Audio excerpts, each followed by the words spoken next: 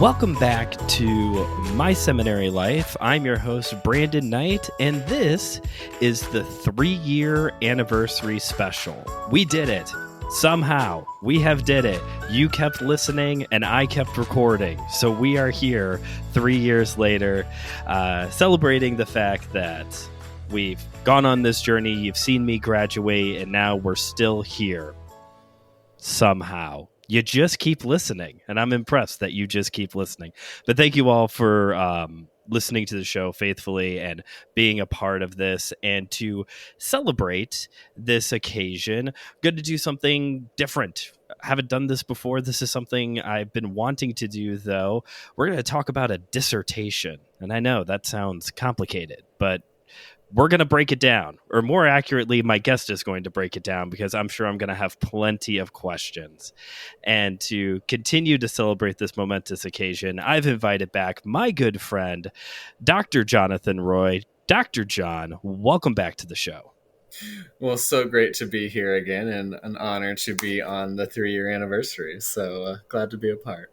Well, I'm glad you could be here. This is a special moment for Jonathan and I because we haven't actually seen each other face to face since I got married like over 5 years ago now. We talk almost every week. That's like, we have a regular check-in. We were very good friends in college, and we were like, we got to make this work somehow. So yes. This is cool for us to be able to just kind of, and you're coming up here in a few months, hopefully. Yes, that is the goal. It's also wild that was 5 years ago. It's blinked. I know. And time has happened. I know. Time has happened. You have a doctorate. I have a child. Like, a lot happens in 5 years, apparently. Yes. Yeah. It's crazy. So we went to college together. You continued at that college. I came back to that college later to do my grad studies. But then you transitioned to a different school to do your doctorate and to do and to also teach there. So tell us a little bit about where you're at right now. Yeah, I'm now at Trevecca Nazarene University. One of the professors that was at where we graduated from, they got their doctorate from Trevecca. And so when I, on a whim, was like, maybe I'll start applying to doc programs, they recommended that I look into Trevecca. And I applied, of course, like the day before cutoff. And did the interview, got accepted, and was like, yeah, let me move my life down to Tennessee. Right. You have not changed. On a whim, I was like, yeah, I guess I'll do doctorate studies now. And day before, we're going to just, okay. And nailed the interview. Man, they either had some spots open or you like bumped somebody off, you know? Have you ever thought about that? Yeah.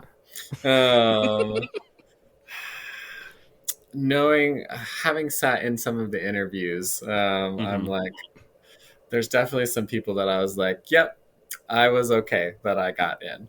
But it's definitely, as being like a first generation college student, like there's a lot of that, like,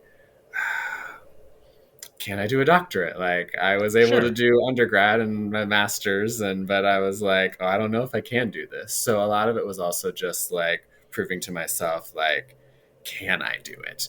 Yeah. The answer was yes. That's good.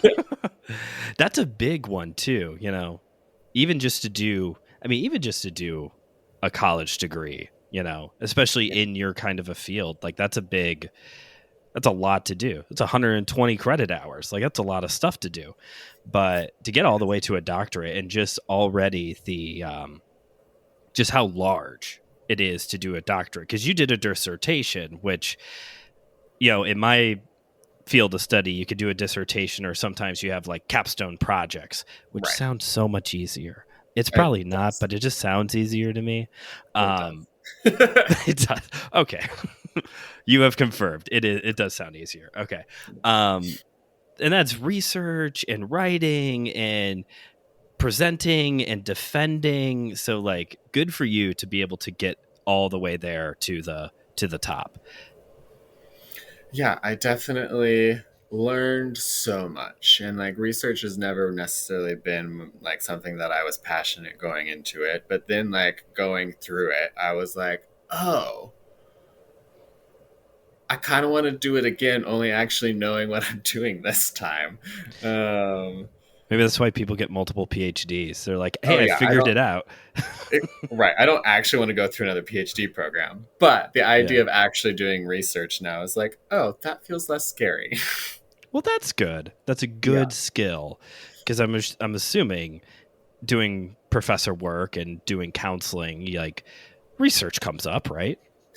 Yeah, especially if you want to be more on the academic side and work at universities, they for promotions, they want to see that you're contributing to the field and doing research, Sure. and so there's lots of those. You get rewarded if you are doing publications and research and presentations from the academia side of things.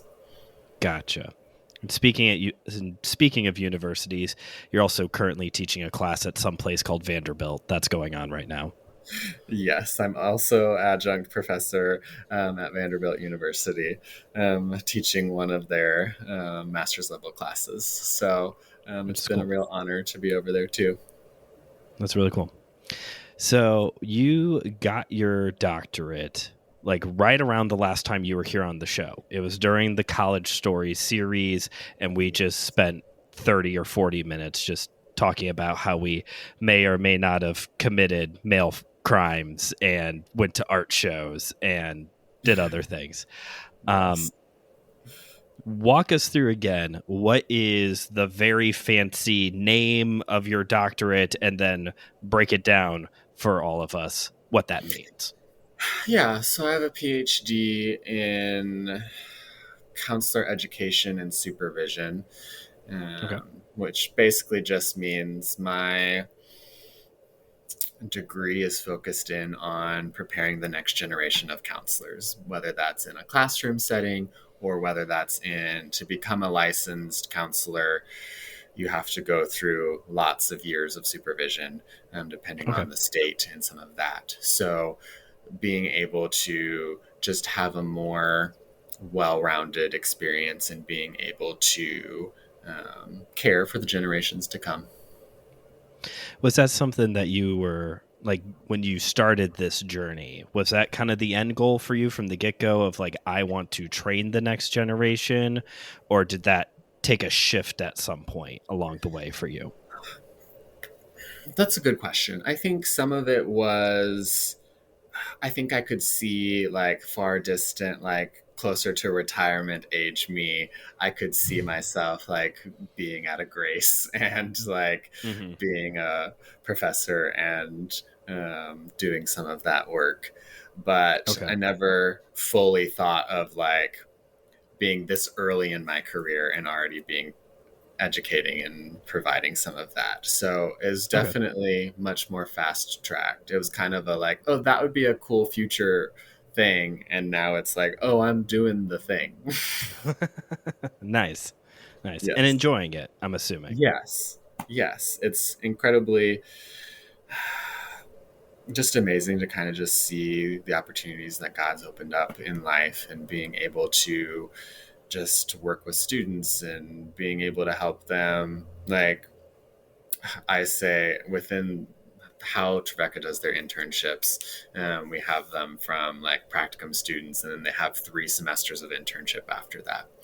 So Okay. I say intern 3 is my favorite because I just get to see all the growth that they've Okay. had in that time. So it's really an honor to be able to help them see like you can do this.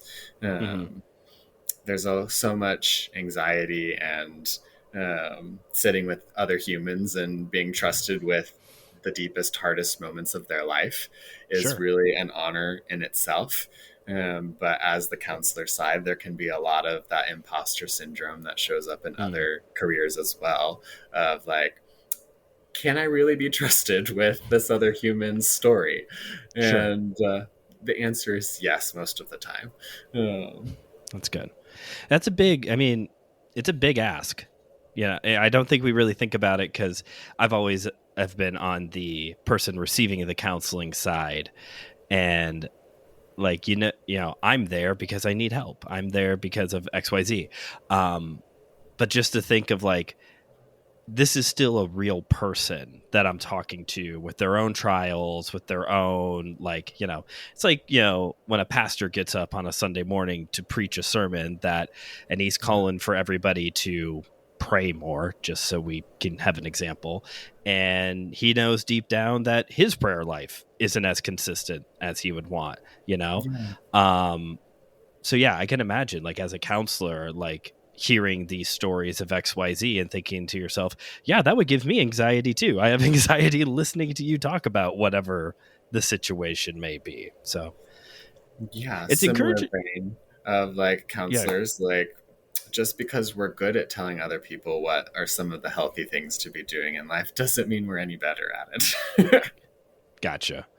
I like it to hear. It's encouraging also to hear like how much time counselors do get supervise. You said the supervision and like 3 semesters of internship before they're actually like thrown. Okay, go do the thing now.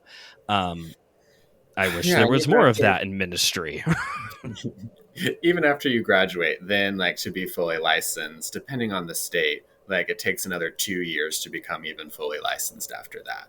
Okay, So ideally, it's at least a 4 to 5 year process from entering school into getting full license.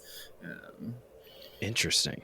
yeah. Yeah, I look at other careers and I think to myself, why doesn't ministry have more like that, more things like that? My brother Bradley is engaged and his fiance is finishing her law degree, Okay. her major juris, I think is what it's called.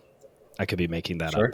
um, she's taking the bar exam this summer. She has to finish all of her classes, which the type of degree you get, I was talking to her, it's like an undergrad, a major, and a doctorate all rolled into one or something. That's how law degrees work. It's like everything is packed into one thing. She has to take the bar exam this summer. She had an ethics exam last summer. And I'm thinking to myself, why don't pastors have ethics exams? Like, That's interesting. Yeah, we have for here in the state of Tennessee, I had sure. 3 exams I had to pass. Okay. One was ethics, one was all of the random questions of like theory and history Okay. and just book smarts. Sure. And then we have one that's diagnosing. Um, Oh, okay.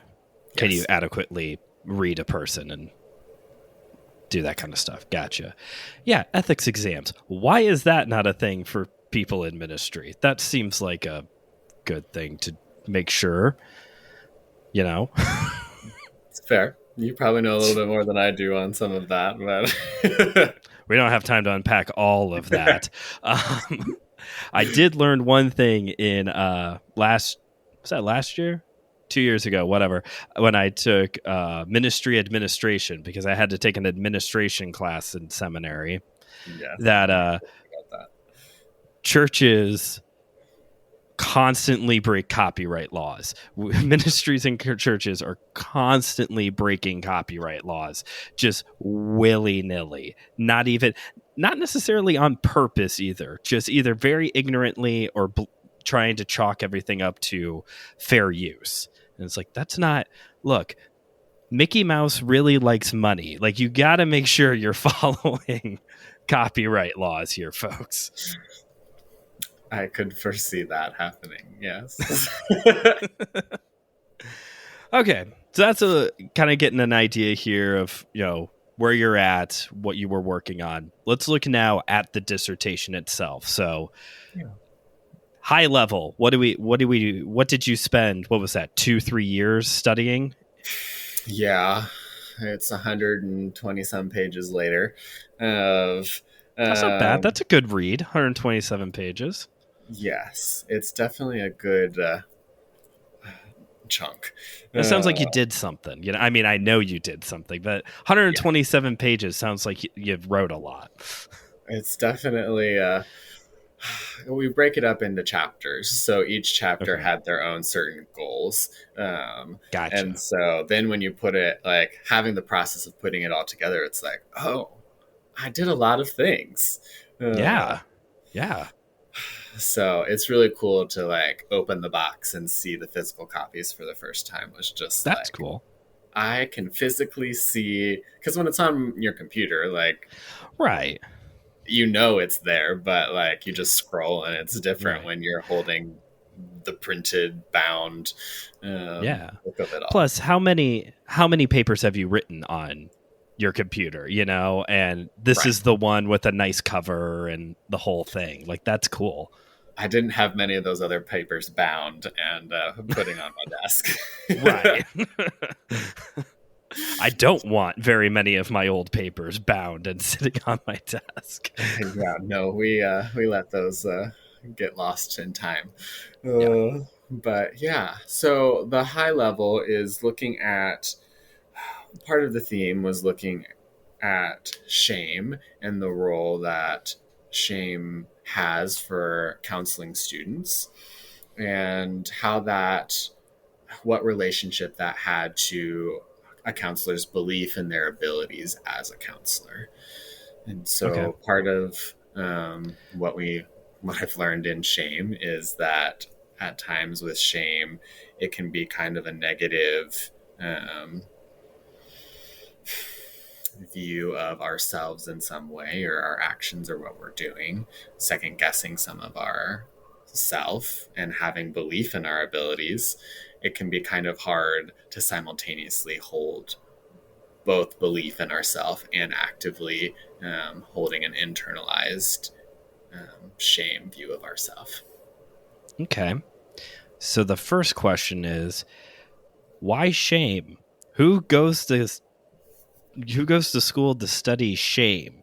Because I know with a doctorate, part of the dissertation is you are contributing to the body of knowledge in your field. So was there just like not a lot of research done on shame yet, or walk us through that? Why was shame such a focus for you in this? Yeah, I think part of in my own personal journey and story of my master's program was a lot of realizing my own shame in my own story. Um, Okay. and I call my Great Brene Brown awakening in my master's program Okay. was really kind of revolutionized, like in my own understanding of who I was and understanding my story and doing my own therapy journey to be Okay. able to address some of that, and realizing like we're learning more about shame and what that looks like, but not necessarily has it carried over into the counseling, um, the research on what counselors are experiencing within their process of becoming Okay. counselors. So trying Okay. to bring more of that into light. Gotcha. So this was really, I know you talked about how when you first were picking your subject, how you sit with an advisor and you pitch and they kind of like tweak it here and there. So you don't have like complete creative input or anything. Like there's Yeah. tweaks that goes on, but the Yes. concept was birthed out of your own story then, it sounds like.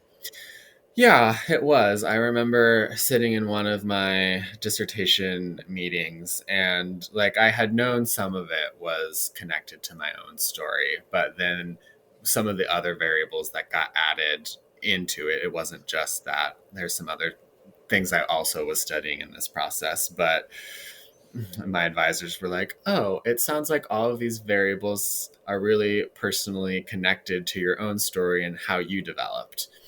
And I Hmm. hadn't fully made that connection yet. And then I just remember like sobbing and just realizing like, oh, I'm trying to understand my own journey through literature, and I'm trying to research Hmm. and see like what was going on for me. And my advisors were like, that was a compliment. Like, we don't understand what's happening for you. And I'm like, it's fine. Just We're done for today. Thank you. We're done for today. I'm going to go get a hot chocolate and just curl up for a bit and relax. Yes. Yeah. So this is focusing on shame experienced by the counselors rather than the person receiving the counseling. Because I'm Yeah. assuming there's probably more thought and attention given towards that. Again, Yeah. as somebody who has sat on that side of the couch, yeah, the first time I went to counseling, and not even the first time I went to counseling, the first time I went to the Grace Counseling Center to put my name on the list, I felt like I was checking into rehab. It was nowhere near that. But like that was like the burden of shame and guilt that I felt was like I am at quote rock bottom here. It Yeah.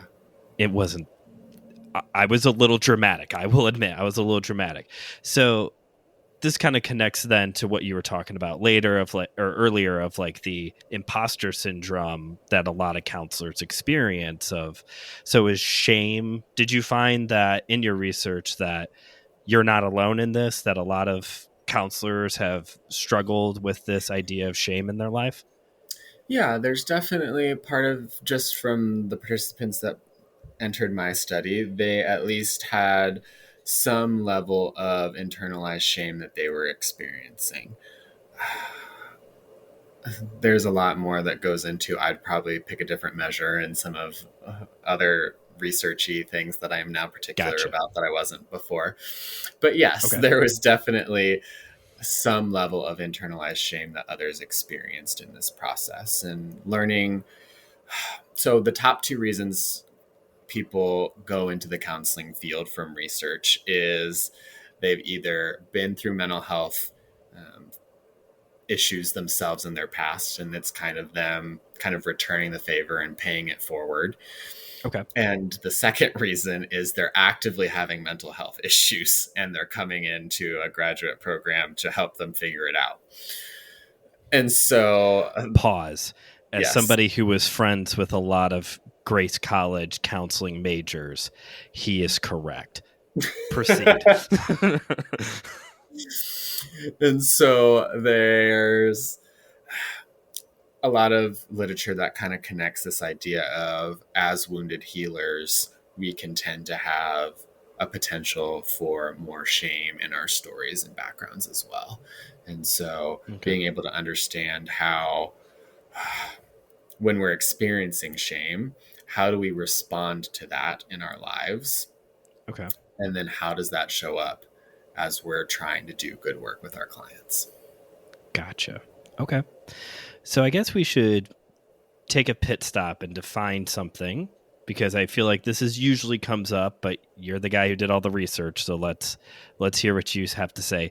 What is the difference between shame and guilt? Because these terms, I even just used it a moment ago, kind of go together, sometimes used interchangeably. What how would you maybe separate those two out? Yeah, I'll add a free one in there too of Okay. guilt, shame, and humiliation Okay. are we're kind of as we're kind of understanding it, like the same event could spark any of those three emotional responses. Okay. We're not 100%. We're trying to understand a little bit more of what inclines us to pick one path or another. Okay. But so the cheesy one that we kind of example that can get used is if we go back to if you went to high school and you had like lunch trays and you spilled your lunch everywhere. Okay. If you're experiencing guilt after that moment is, oh, I feel bad that someone has to clean it up. Like, I feel bad that this happened. And like, I want to do something to help fix that it's happened. So guilt is this, like, there's action of like, oh, I want to do something to correct if I've done something wrong. Gotcha. A little bit more external. This is Yes. affecting other people.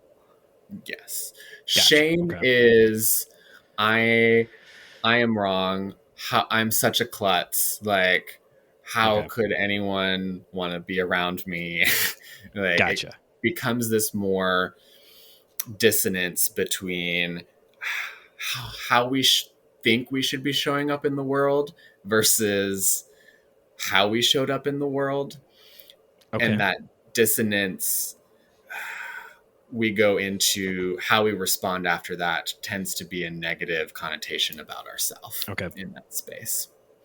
And then humiliation is, oh, everyone's probably looking at me now, and Mm, everyone's going to think this about me. gotcha. And so humiliation is more of what will others think about me? Guilt is what can I do to correct anything that I've done? And shame Okay. is I'm wrong, is some of our core things that we're noticing. Gotcha. Okay. Is there ever a situation where shame is, I hate to use that as like, so understanding nuance and exceptions, but is there times where shame is actually an appropriate emotional response? It's a good question. I think the feeling of shame isn't wrong in itself. Okay. It's how we choose to respond when we're feeling it that Gotcha. really navigates what we're doing. And there tends to be some different responses that we can tend to have. Hmm. There can be, because there's an energy that almost happens with shame that Hmm. we kind of have to deal with. And so in some Okay. cases, we pull inward. And so Okay. in some of our brain science, we see when folks are experiencing shame, like the brain starts to, the areas of the brain that are taking in new information start to shut down. And the Hmm. areas of like our internal thinking process start to light up a lot more. So in that Okay. process, we start to stop taking in what other things are going on, and we just kind of start picking apart ourselves and all of our Okay. actions and some of our negative kind of self-talk of like, I'm worthless, no one loves me, and kind of just shutting down. Gotcha. Okay. Not necessarily the most helpful to you, but we do it. Right. Right. Sometimes we go into flattery Oh, of okay. let me please other people, and maybe they won't notice that Gotcha. Okay. this thing has happened. Sometimes we go towards aggression. And so I Okay. don't want to feel this shame. But if I can make this other person feel the shame, then I don't have to feel it. Mm. And so sometimes we shift it to others.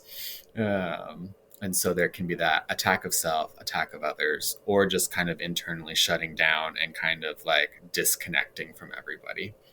Gotcha. Or there's also the acknowledgement and kind of what Brene Brown would talk about of walking through it, of being able to understand, okay, this is the process that I normally do. We don't always do all of the responses. We tend to have one that or two that's our kind of go-tos. Gotcha. And then understanding like, okay, why is this here? What has happened? And how can I care for myself in this?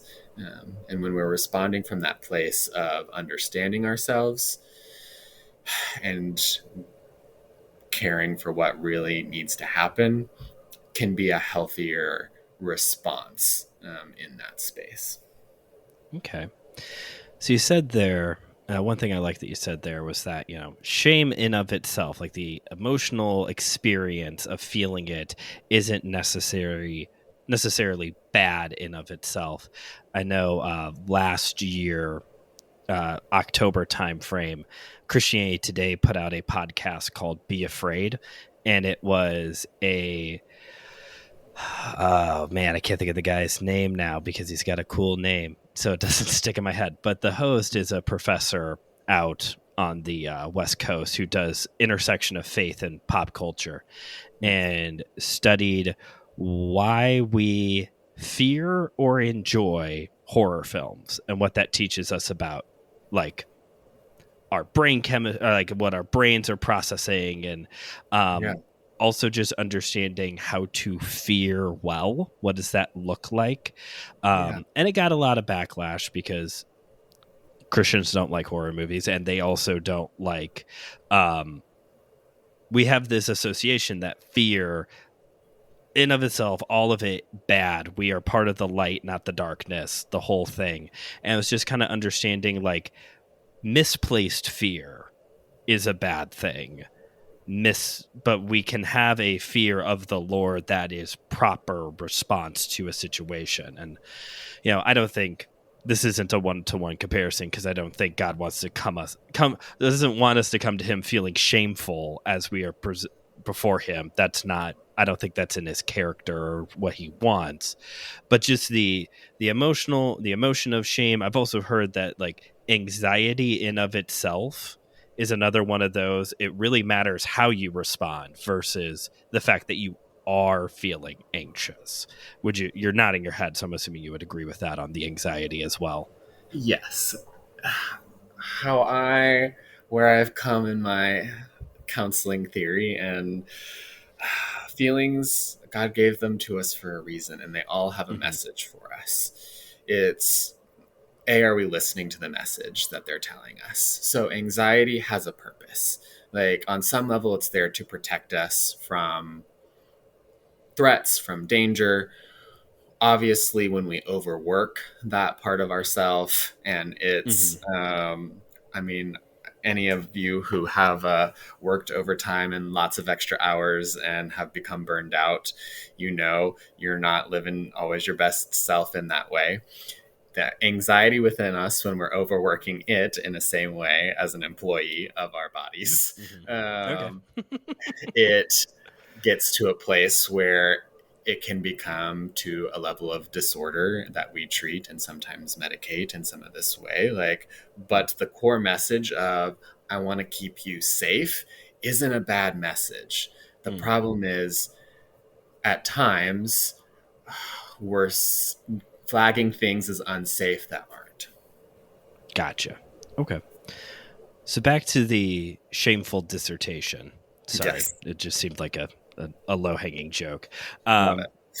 One thing you talked about there was how it kind of sounded like the punchline here, where you're getting to, is how counselors should be practicing self-care for themselves when they are experiencing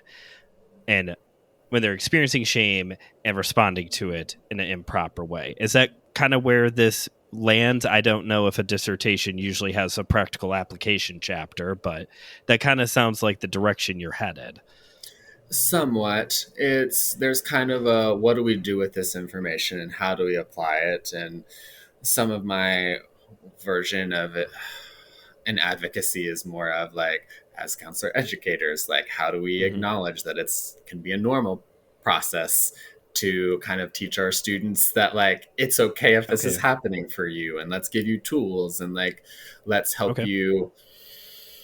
Part of also what I was looking at is self-awareness and understanding when we're aware and what's going on, how can we respond and care for ourselves as well. So yes, eventually it would get there, but not the full train. Not the full train. Okay. So we talked a little bit before we hit record. So let's talk a little bit about that self-awareness. So this seemed to be, when we were talking before we hit record, this seemed to be an area that kind of caught your attention in your research process. So let's talk about being self-aware, or the lack thereof. Yeah, self-awareness, I've learned a lot of us like to talk about it, but we don't actually know what we're talking about. Like we don't have a singular definition for what self-awareness is. Okay. We have lots of people who are studying it, and everyone tends to make their own definition for what they think it is, and then they just kind of run with it. But so trying to hone it in was being able to say kind of the core of how I saw some of self-awareness is being able to identify some of the feelings or bodily reactions that are going on for you, and being able to make meaning of what is happening. So if I'm feeling a lot of tightness in my body during a conversation, being able to notice like, oh, I am feeling tight. Oh, I'm nervous right now. That's all part of self-awareness. And so, in saying that, there's Hmm. this other theory that I've since learned about called the Dunning-Kingdom effect, where folks who are very self-aware tend to underrate their abilities at doing tasks. So Okay. if they are in the top 80% of actual ability, they'll probably rate themselves 70 or a little bit lower. Um, Okay. so they aren't giving themselves as enough credit as they deserve in some context. Okay. On the flip side, folks who are really performing at the bottom 20% of the activity Okay. assume that they are functioning at the top 80% of Gotcha. productivity or whatever the task is.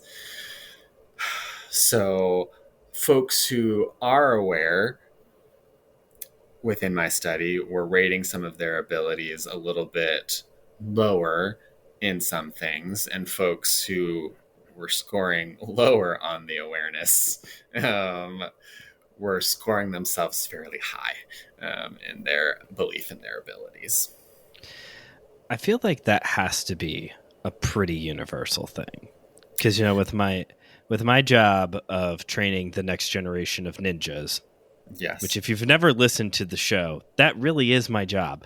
Um, like there are kids who will come up to me and say, "Am I the best one here?" And I have to lie and say, "You're doing a really good job." Because I work at the YMCA, so you want everyone to feel safe and have a Yes. positive experience. Like one of our big things is making sure everyone leaves with a smile on their face. So I cannot just look at this 8-year-old child and say, "No, you're like the worst person here." But you have all the confidence in the world that you are in that like 1% of the students in this class. So I feel like whether it's some form of gymnastics, martial arts, or you're counseling people, or preachers in the pulpit, like Yeah. there's got to be this like universal like, oh yeah, I'm killing it right now, and they have zero self awareness towards it. Is self awareness and introspection the same thing, or are they two different things, kind of like shame, guilt, humiliation? Yeah.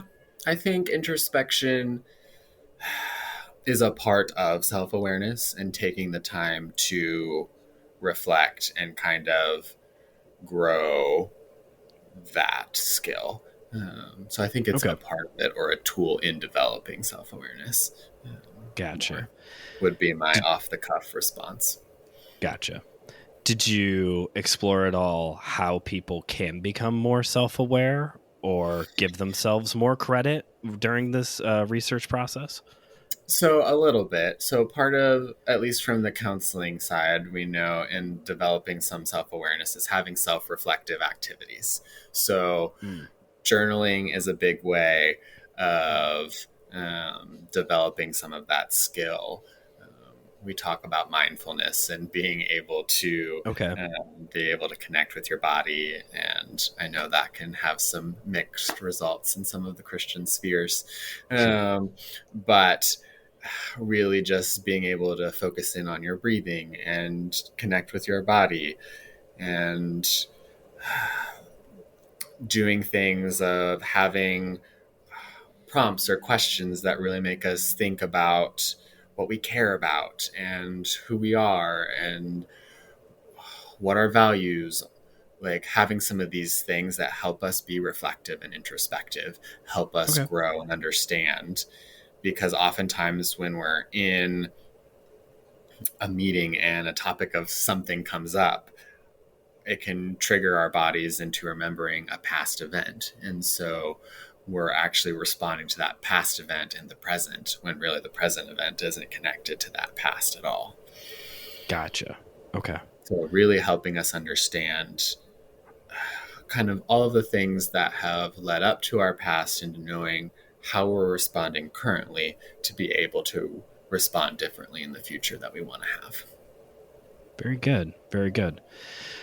So I think that is it for me on the question side of things. Is there um, anything significant still that we haven't covered? You did the work. So you tell me if there's anything else that you're like, hey, we should really talk about this before we get out of here. I mean, I think those are some of the big, shocking findings that I had for myself in learning about this Okay. process. I think a lot of the only other area, I guess, in learning to believe in our abilities, some Okay. of that is really taking risks and trying the things. And a lot Mm-hmm. of those moments can be either really corrective experiences that help build our likelihood of wanting to do it again and try it, Okay. or negative experiences can kind of prevent us from wanting to try again. Gotcha. Okay. I mean, yeah, that makes sense. At the recording of this episode, I just got back from vacation and I was off of work for 2 weeks and I went back to work last night and, you know, a lot of self doubt in my ability to train my students. And, you know, I just had to keep reminding myself, hey, you've been doing this for a long time. Also, not rocket science. It will be fine. Like, this is an extracurricular activity. This is going to be okay. Um, was there any skill, again, like with the taking care of ourselves and understanding our past and how we're responding in the present, was there anything that you learned in the building of confidence? That was it the same kind of a process of like understanding the past, being present in the present? Some of it at times, like if we have, for a lot of adults, like doing art things can be really Oh, hard because oftentimes as kids, we had lots of people telling us how we did bad jobs. sure. Whether that was other children at our age or comments from adults that we interpreted as not very positive feedback. But so in adulthood, like there can be some of these rigidities that we have around certain tasks or things because of Okay. these moments. But really, the more that we just try and not get into that shame spiral of, well, it's never going to be good enough and I'm not enough, and Mm-hmm. like being able to tease out, like, just because we're creating something doesn't mean that's who we are. Okay. Gotcha. And A lot of so it's okay. Yeah. I was going to say a lot of identity stuff in this. Yes. And so being able to take risks, and it's okay if it doesn't work out fully, and what can we learn from this is really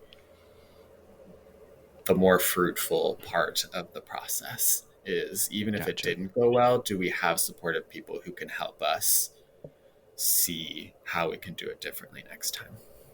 Gotcha.